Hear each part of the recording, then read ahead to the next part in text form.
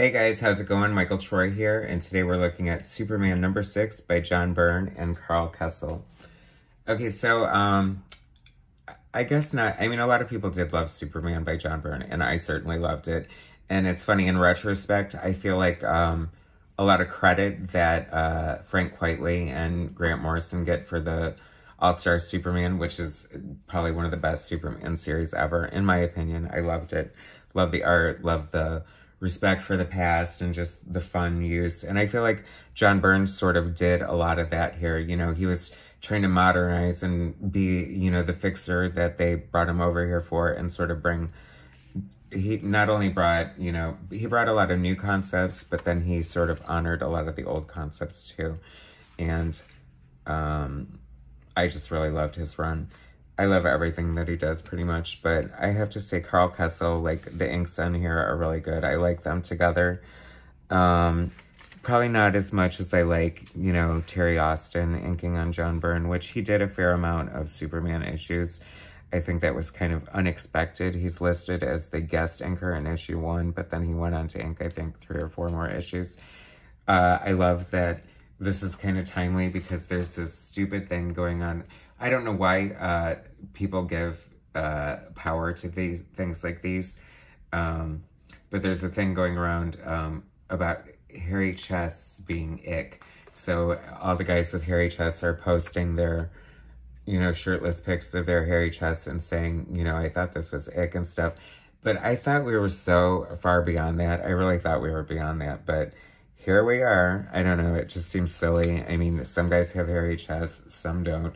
That's just the way it is.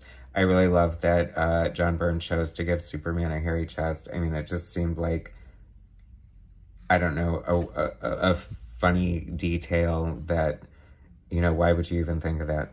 But anyway, John Byrne story and pencils, Carl Kessel inks, Tom Ziocco colors, and John Costanza letters. Classic letterer, love that. I like Tom Ziocco's coloring too. I think he did the Legend series with John Byrne, and, you know, I mean, they were limited by certain things, but I have to say, maybe it's just a sign of the times, but I like the flat coloring for John Byrne. Sometimes they over-render things he did. This was a fun little crossover. Infinity Inc. and The Outsiders. Love both those teams. I'm a sucker for a team book, I can't lie. Like, my first DC comic was the New Teen Titans by Wolfman and Perez, and they just totally won me over. And, you know, so I pretty much like to read any team book I can get my hands on. So, but are there any current good team books? I don't know. I mean, I tried to read Justice League by Brian Michael Bendis, but I just, if you don't have anything nice to say, don't say it. So I guess I won't say it. But back to John Byrne. I love, I love his use of Superman powers. That's so much fun. Like I think he's checking to make sure there's nothing wrong with Lois. That's a loaded statement, eh? But so you can see her skeleton, but her head is still like flesh. So I just think that's hysterical. I mean, you would think he would scan her brain for brain damage or like something. This is such a great Byrne like design, like the big creature with the like disproportionately large upper body compared to the lower body, sort of like Sasquatch, or like several of the robots that he designs and everything like that. So, will Robin die tonight? I don't know, probably, maybe not. But anyway, I just think that stands out. It's like a Byrneism. You know, there's certain Byrne tropes. Like this definitely looks like a John Byrne sort of architecture there.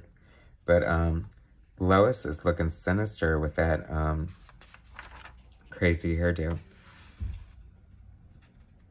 But this is fun. I love like, you can always appreciate and tell like a professional inker who just like knows their craft and has an appreciation and love for the craft to like throw in these little textured sort of designs there. And I know this is probably a silly point, but because you can get it terribly wrong, but I think that the way he draws or inks the stubble on Superman's face is very cool. It looks like stubble, but it's not like you know, he has very clean lines, very, I don't know, he's just a great inker.